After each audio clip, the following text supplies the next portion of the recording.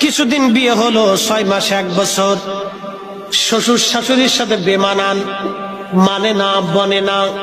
ওই মেয়েকে বলবো, বোন তোমার বাবা মার সাথে তোমার বনিবনা হলো, শ্বশুর শাশুড়ির সাথে তোমার বনিবনা হলো না, কারণ কি? বোন আমার, তোমাকে কৃতজ্ঞ হতে হবে। এই ভদ্র মহিলার জন্য তুমি একটা স্বামী পাইছো। এই পুরুষ লোকটা 40টা বছর ধরে পরিশ্রম করে করে তোমাদের একটা সুন্দর ঘর উপহার দিয়েছে, তোমার একটা সুন্দর জীবন উপহার দিয়েছে। বৃদ্ধ মানুষটা